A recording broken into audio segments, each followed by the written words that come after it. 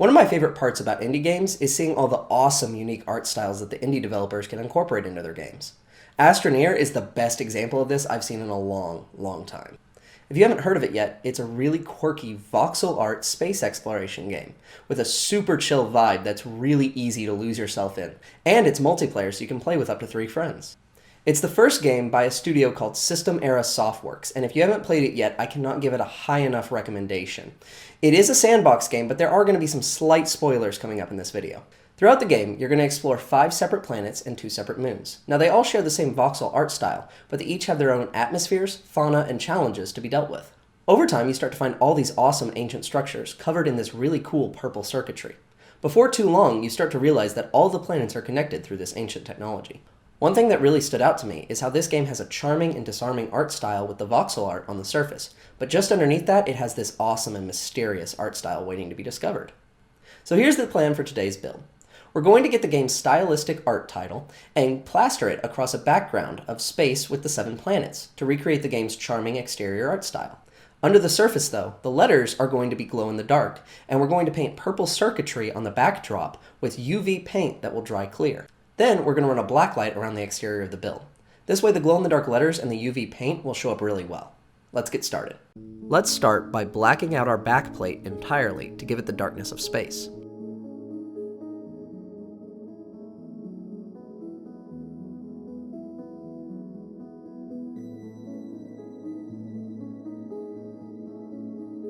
Once we're done with that, we can start the planets. Start each planet with a big circle, and then draw a lot of small, oddly shaped triangles covering the entire inside of that circle. Then, you can start to fill them in with the planet's colors. We recommend picking 3 or so colors for each planet, and then mixing them a bit to get a couple more of off colors that will help fill in the gaps. When it comes to the edges, don't be afraid to make the triangles go outside the circle. In fact, I encourage it as it really helps to sell the voxel edge look. You don't have to completely blot out the larger circle, but if a couple of the triangles go outside their lines, it definitely blends really nicely. It's also very likely you'll need to put on a couple of extra layers of the paint to give it a nice thick look.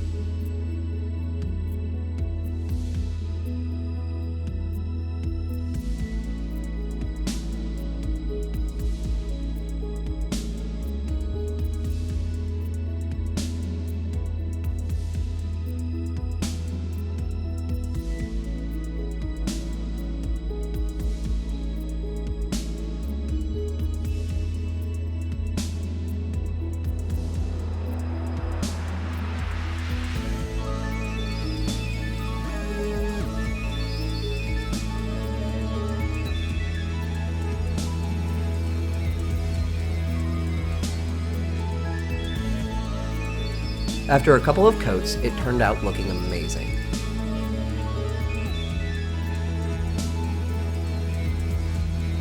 Next, let's throw on the purple circuitry. We're using some purple UV paint that dries clear. Make sure to test this out on a sample piece before putting it on to make sure it works well with your background paint. It's hard to see the paint on the camera since it does dry clear, but you can really just freehand this part and have some Bob Ross style fun with it.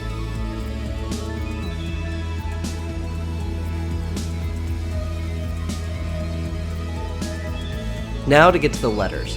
I wanted to 3D print them in a blue glow-in-the-dark filament to make sure that they looked just like they did in the game, and they came out looking perfect. Additionally, we're going to want to print a frame for the black lights, so let's design something really simple.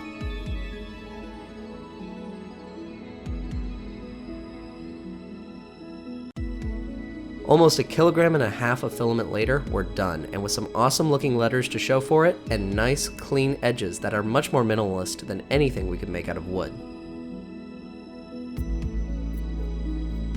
Let's get the light skirt running around the edges. We went ahead and used super glue because we didn't want to worry about splitting the board on accident with screws or nails.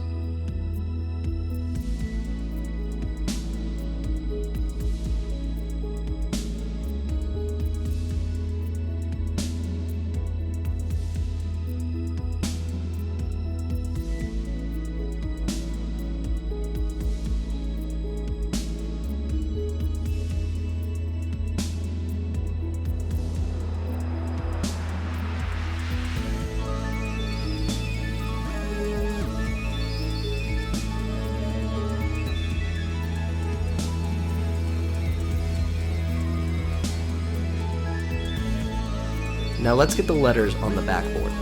These have a bit of a clear aspect to them, so screwing them in from the back was not an option. Instead, we're going to use our old friend super glue to get them attached. Just slather some glue onto it, clamp it, and leave it overnight for an awesome result.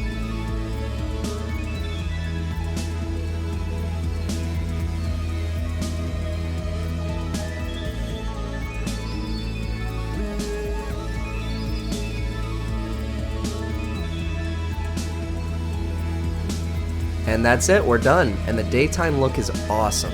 It's a solid art piece in its own right and definitely captures the art of the game, and neither the clear purple paint nor the glow-in-the-dark letters really give away that anything else is happening here.